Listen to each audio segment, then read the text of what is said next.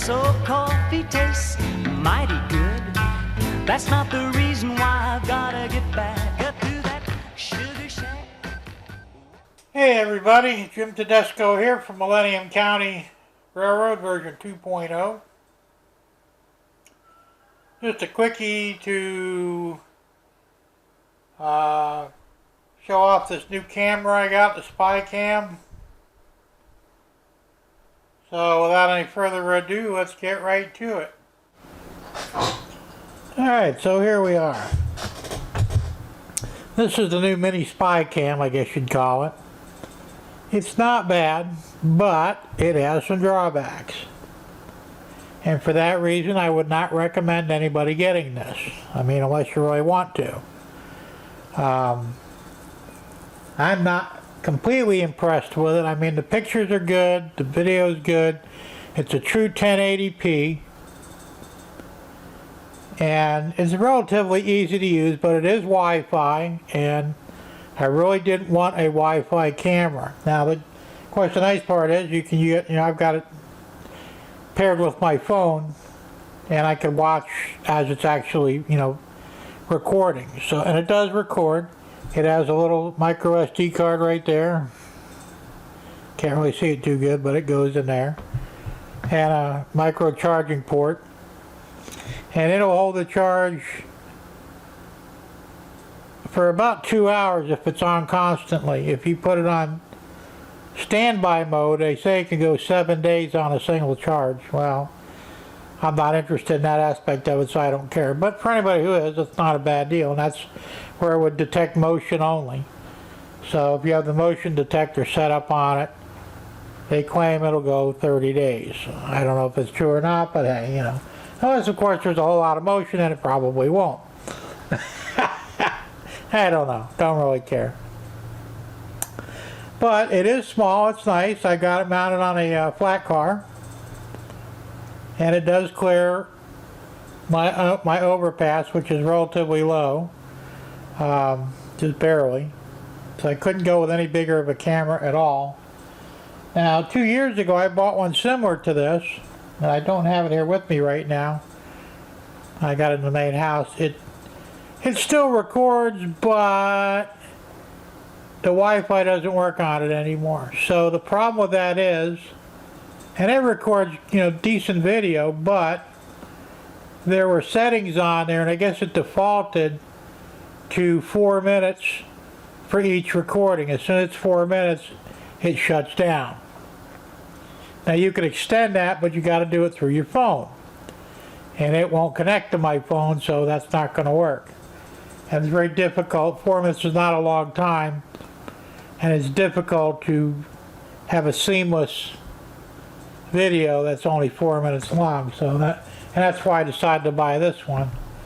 Now this one will stay on until the card fills, because I don't have it set to overwrite. But that's the good things. Like I said, it's got a good picture, good video. It lasts a long time. The autofocus works good. It has night vision. And overall, it's not a bad camera, but, and here's the big but, the thing I don't like about it is, because it's a true 1080p, the format it uses for recording onto the micro SD card is called H.264, I believe, or it's .H.264. Anyway, it's basically the same as a Blu-ray, for those of you familiar with Blu-ray. Now, that's fine, except that most computers won't read that particular format. It's a high compression format, and you don't know, like VLC won't read it, and Microsoft video player won't read it either, at least not on its own. Now, I got a codec pack, and it added the codecs onto the Microsoft Windows player. It won't work on the VLC, and I can therefore watch the videos on playback on the computer once I transform. Now remember, this is a weird well, it's not really a weird format, but it's not a common format. Now I use Camtasia for an editing program. And I like Camtasia. I paid good money for it, and I've been using it for quite a few years now. The problem with that is it does, the only videos it'll accept is in AVI or MP4.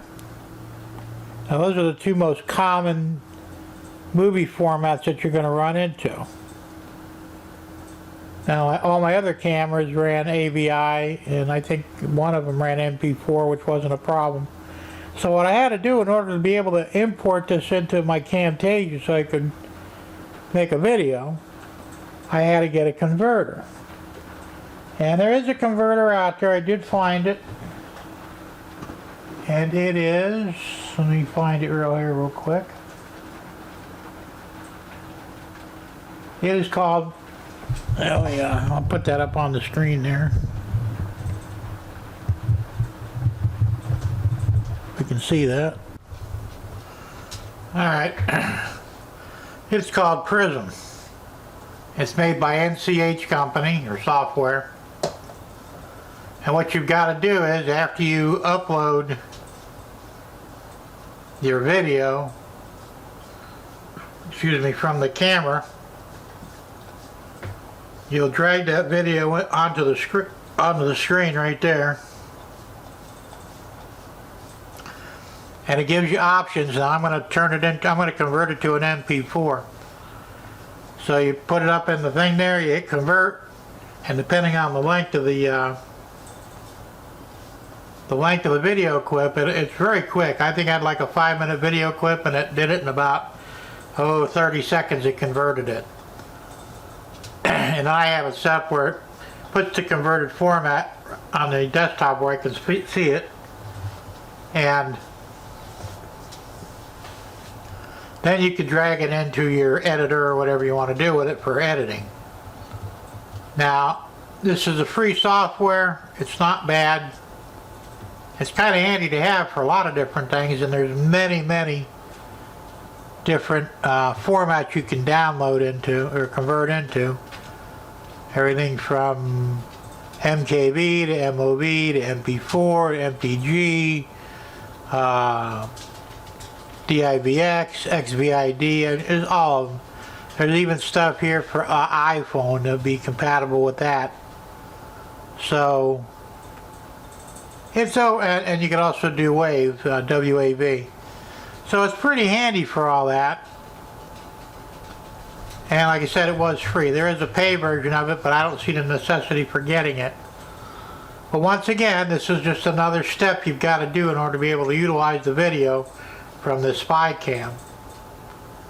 So that's something you might want to consider going forward. Now,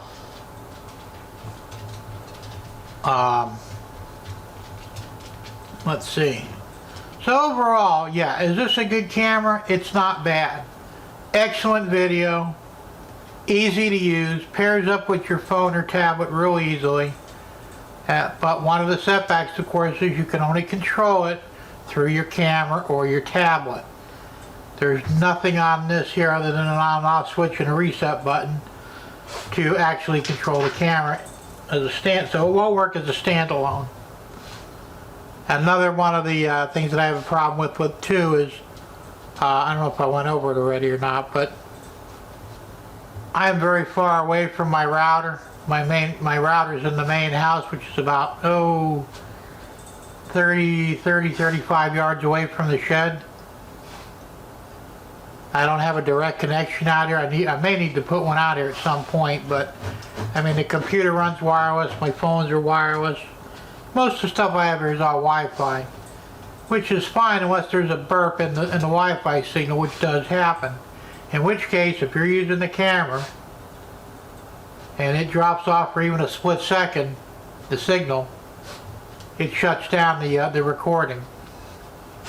So then you have to back up, go back into it again, reconnect, and so it really it will not work without your phone. All right, period. it relies on your phone as a go-between. And that was a problem I had with it. Alright, I only had that happen once. Well, actually more than once. 2 or 3 times it interrupted the signal. Because I had the phone laying on the bench. If I held it in my hands, it didn't have that problem. I don't know what the difference was, but I couldn't lay it down anywhere because the signal would drop off just long enough to break the connection. So, in summary, I would rather have a mini cam. Let me turn this around here so I can see myself. Maybe.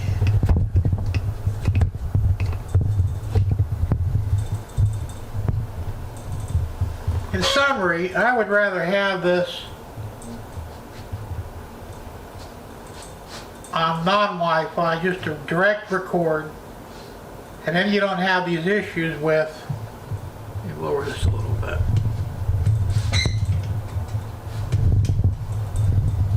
Sometimes it'd be nice to have somebody to actually videotape me, you know, instead of doing this all myself. It would be nice to have a camera that just records. I mean, the nice thing about the Wi-Fi is, you know, you can watch on your phone or tablet what the camera's actually seeing, but, you know, once I get it set up on the car, on the flat car, I know what it's going to see. So it's really unnecessary to see it again, you know. And another thing I noticed too, which is not really an issue, but there is a delay between the recorder and the phone.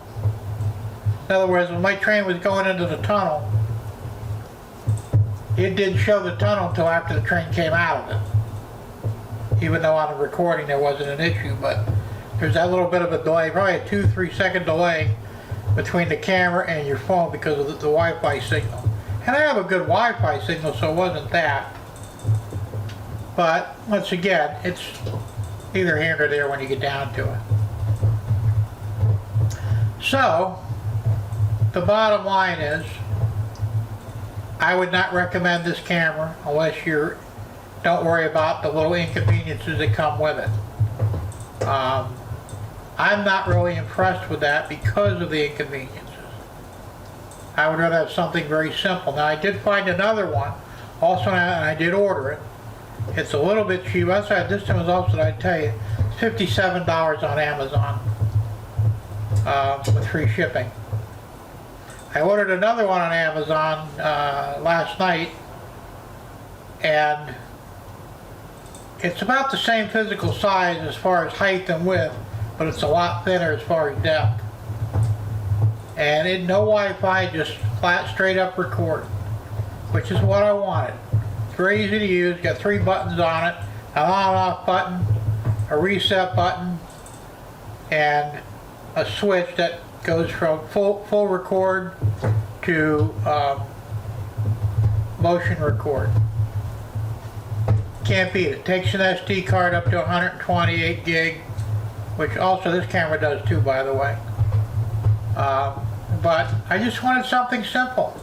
Mount it on a flat car, turn it on, and let it do its thing. And it'll also run for 2 hours. So, when that comes, and I won't have it for another week, I'll do a video on that one. And if it does what it says, I'll probably be recommending that one. And it's also a lot cheaper. I think it was $28. So, you know.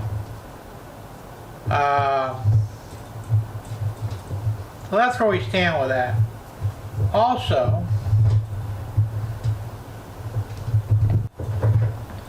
I also ordered a ribbon camera, and I ordered that a few weeks ago. It's coming out of China. I ordered that on eBay. It was about $26 or $27, I don't remember which. Now, for those of you who don't know what it is, it's a little tiny, the body of the camera is about 1 inch long, a little over 1 inch long.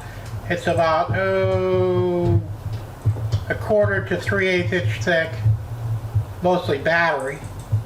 And it has about a 6-inch ribbon on it, and at the end of the ribbon is a little square, 1/4 inch square camera lens. Now I had one, and I don't have it here with me to show you, but I have it next door. And I bought it a couple of years ago, and I had it mounted inside this dummy loco. And I have it set up so that the body comes right off so I can get access to it. Inside here, and I know you probably can't see it, but down in here by the windshield is an adapter where I can plug the ribbon camera in, and it'll give you the perspective of being in the cab as we're filming down the road, or down the rail, as it were.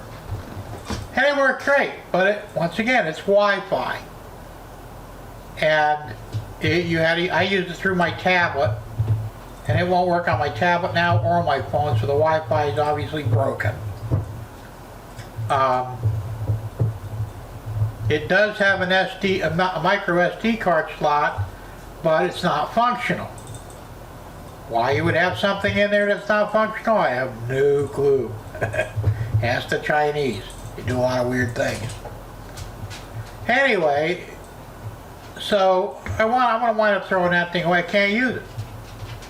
So I bought a similar one, but the one I've just bought, which I won't have until the end of October, is not Wi-Fi. It's straight up record. Once again, a couple of buttons on it. You control it from there. I think it'll go 4 hours on a charge, which isn't bad. And it was, like I said, it was 20. I think that one was $28 or $29. I'm not 100% sure, but it was under 30. And also 1080p, because I won't buy anything unless it's 1080p. And AVI format, good format to have. And you just set it up there, you turn it on, hit the record button, and let it do its thing. Now when I get that, I'll do a review on it. If it's any good, I'll let you know. If not, I'll let you know as well. Like I said, I won't promote something unless it's really worth a damn. I know I promoted the last Cube camera that I bought 2 years ago, the one where the Wi-Fi broke. And at the time it was a good camera, and it did its job well. But unfortunately, the longevity of it was not that good. Of course, anything you buy nowadays, you don't know how long it's going to last. I mean, it could last a month, it could last 10 years, you just don't know. And keep in mind too that a lot of this stuff in storage for 6 months or so, between the move from Naples to here at Sebring. And some of it might have got damaged in the move, you never know. The cameras were just dumped in a drawer in a file cabinet. They weren't wrapped up or anything, so that could have been my fault. That may be why they don't work anymore. But I can't in good conscience recommend either one of them because they don't work anymore. So, that's where we're at with that. Well, like I said, I'll make another video with the new Cube cam that I'm getting. And they're not the mini Cube cams like this one here. Yeah, get to it. These are garbage. Don't waste your money on them. I bought 2 of them, and they're garbage. They're difficult to operate. The instructions that come with it are terrible, and they sometimes work and sometimes don't. And this one is not Wi-Fi. The other one I had was, but it didn't matter because they were garbage, and they were cheap. I think I paid $18 for this one. Right? Don't waste your money. So like I said, the other one is not quite a Cube, but close to it. And when I get it, I will do a review on it. If anybody's interested in this camera that I have now, let me know. I'll send you the link to it. It was purchased on Amazon. And I'll give you the link to it if you request it in the comments section. But realistically, I wouldn't buy it. I think the nuisances outweigh the quality of it. And it is good quality, but, who wants to go through that rigmarole just to get a recording on your YouTube channel? I don't. I got other things I gotta do. So, anyway, then I've also bought another camcorder. This one here is the one I usually use, and it served its purpose well. Problem with it is, You got a screen there. When you flip it over to the front, there's no screen. It quit working. So usually I'm facing it and I can't see what it sees, so I'll keep it as a standby. I bought another one. I bought a Sony, or no, I bought a Panasonic. I bought it used. It's an $800 camera. I got it for 20 bucks at an auction on eBay. It was a good deal. So, and it actually has a 60 gig hard drive in it, as well as it'll take a SD card. The only thing I don't like about it is you can't use an external mic with it, but the sound quality is pretty good on it, and the picture's excellent.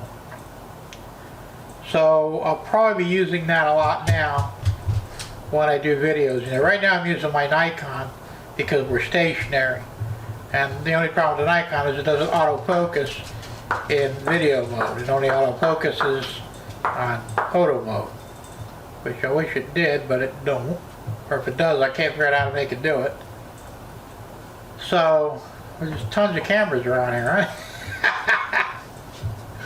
Anyway, thanks for watching. As always, keep it on the rails, and we'll see you real soon. Who knows what I'll be up to next. Bye.